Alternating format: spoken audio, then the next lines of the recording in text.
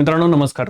तुमच्यापैकी बऱ्याच लोकांनी सर सिलेबस कसा असतो जरा तो आम्हाला समजावून सांगाल का याबद्दल कमेंट केली. सो हा त्याच्यासाठीचा एक शॉर्ट व्हिडिओ. कंबाईन गट ब पूर्व परीक्षा 2026 त्याचं नोटिफिकेशन आलं. यावर्षी ASO, STI आणि PSI तिन्ही पदांच्या साठी आता नोटिफिकेशन आलं आणि त्याच्यानंतर आता फॉर्म भरणं सुरू झालेलं आहे. खूप महत्त्वाचं आहे त्याच्यामध्ये सिलेबस व्यवस्थित बघणे. तर दोस्तांनो इथे पूर्व परीक्षेसाठी तुम्हाला टप्पा क्रमांक 1 ज्याच्यामध्ये 100 प्रश्न आहेत आणि त्यासाठी प्रत्येक प्रश्नाला 1 गुण असे 100 गुण आहेत. दर्जा ही लोक पदवीचा म्हणतात आहेत, मात्र प्रश्न टफच असतात. मराठीत वरती आणि खाली इंग्रजीमध्ये तुम्हाला त्याचं ट्रान्सलेशन अवेलेबल असतं. 1 तासाचा वेळ आहे, जो खरा खेळ आहे असं मला वाटतं. 60 मिनिटात 100 प्रश्न सोडवणे. नाही 60 मिनिटात 100 प्रश्न बरोबर सोडवणे हा खरा खेळ आहे. आणि हे वस्तुनिष्ठ बहुपर्यायी म्हणजे MCQ टाइप क्वेश्चन्स असतात. तुम्ही यात तुमचा कट ऑफ क्लिअर केला की मग तुम्ही मुख्य परीक्षेला जात असतात. आता त्यात जे विद्यार्थी PSI साठी पुढे प्रेफरन्स देतील त्यांना पहिले फिजिकल टेस्ट आणि मग त्यानंतर 40 मार्कांची मुलाखत द्यायची. अच्छा, तर मग आता प्रिलिम्सला नीट लक्षात घेण्याचं पहिलं काम ते म्हणजे तिथे निगेटिव्ह मार्किंग प्रोसेस आहे. समजा तुम्ही एखादं उत्तर चुकवलं तर तुमचे 25.25 मार्क जाणार आहेत. 1/4 मार्क तुमचे जाणार आहेत. अच्छा, आता ह्याच्यापासून वाचण्यासाठी बरेच विद्यार्थी काय करायचे, 2 गोल काळे करायचे.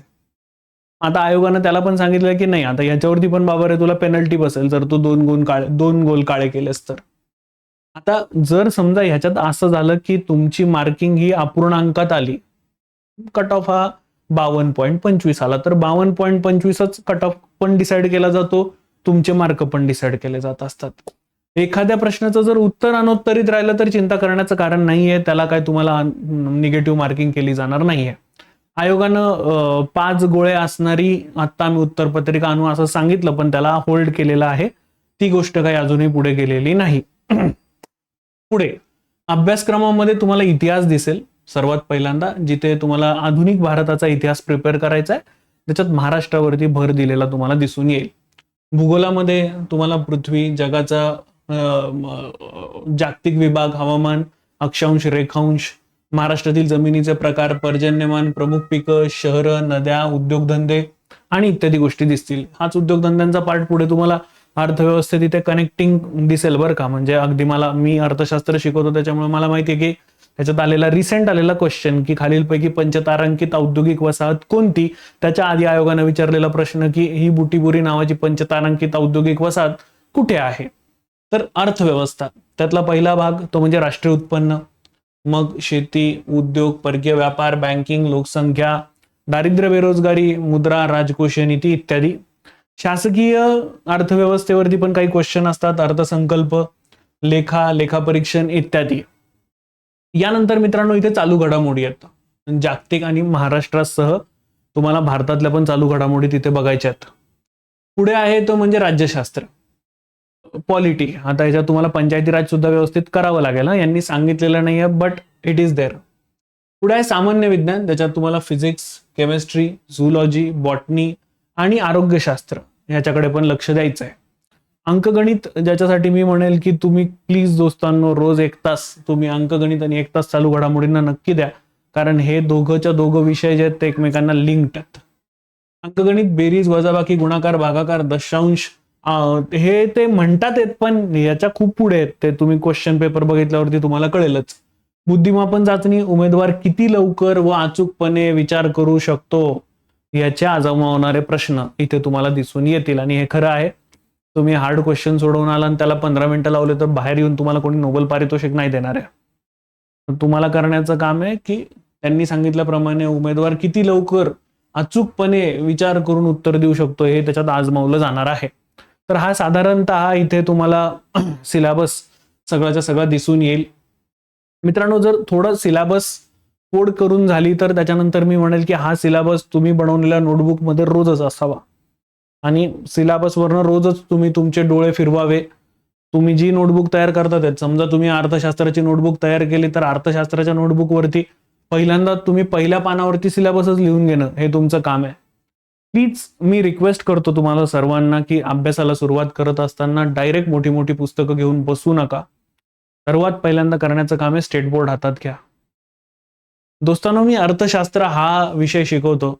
तुम्ही स्वतः जा आणि चेक करा, सगळे PYQ समोर काढा. तुम्हाला कळेल की हा जो अर्थशास्त्रातला आपण पहिला वाला टॉपिक बघितला ना, राष्ट्रीय उत्पन्न, जा आणि चेक करा. तुम्हाला कळून येईल की स्टेट बोर्डातनं क्वेश्चन आहेत आणि डायरेक्ट कुठंच वेगळं काही नाही.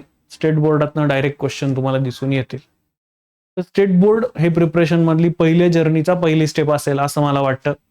इनफॅक्ट आता आपले बरेच विद्यार्थी जेव्हा पास झाले तेव्हा एक आपण खूप छान त्यांच्या अभिनंदनाचा कार्यक्रम ठेवलेला होता. त्यात मी बऱ्याच विद्यार्थ्यांशी बोललो की सायन्स हे खूप मोठं हडल वाटतं बऱ्याच विद्यार्थ्यांना, स्पेशली जे कॉमर्स आणि आर्ट्स बॅकग्राऊंड मधनं येतात. आता तर सायन्स बॅकग्राऊंड मधनं येणाऱ्या विद्यार्थ्यांना पण प्रॉब्लेम आहे. तर त्यांनी सांगितलं की सर, आम्ही जुन्या आणि नवीन जे टेक्स्ट बुक आहेत, स्टेट बोर्डाची पुस्तकं, त्याचे असे नोट्स काढले की त्याच्यावरून आम्ही MCQ पण बनवले, त्याचा आम्हाला जास्त फायदा झाला. तर बघा, जर टॉपर पण सांगत असतील आणि शिक्षक पण सांगत असतील तर कदाचित तो स्ट्रॅटेजीचा चांगला भाग होऊ शकतो. तर तुम्ही पण याला आजमावून बघा. काय आजमावायला काय जातंय ना, तर हे करून बघा. तर माझं सजेशन असेल की तुम्ही 5वी ते 12वी पर्यंतची इतिहास, भूगोल, विज्ञान आणि अर्थशास्त्र तर 11वी-12वीचं पुस्तक तुम्ही करावं, असं माझं सजेशन असेल.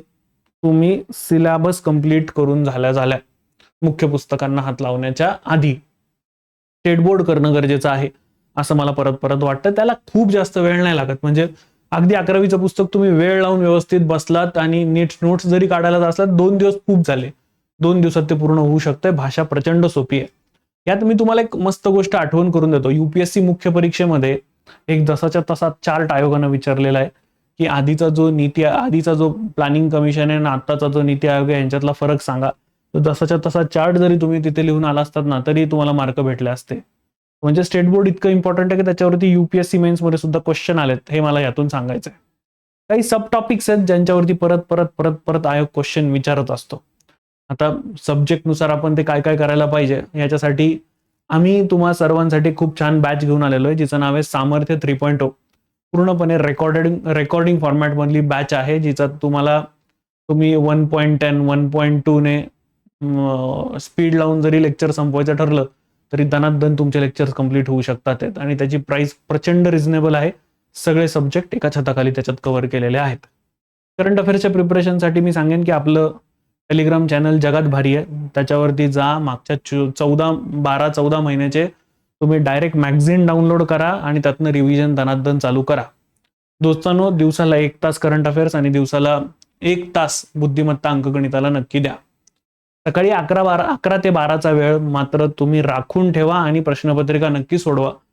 पेज नंबर 1 मध्ये मी जसं तुम्हाला सांगितलं अगदी त्याप्रमाणे 1 तासामध्ये 100 प्रश्न बरोबर सोडवणे हा खरा कंबाईनचा खेळ आहे आणि त्यासाठी तुम्हाला आजपासून तयारी करणं गरजेचं आहे.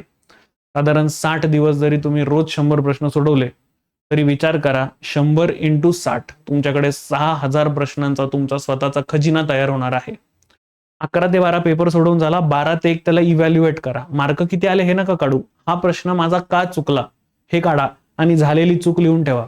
उद्या ती चूक होणार नाही याच्याकडे लक्ष द्या. तुम्हा सर्वांना पेपरसाठी खूप साऱ्या शुभेच्छा. मी इथे थांबतो. धन्यवाद. जय हिंद.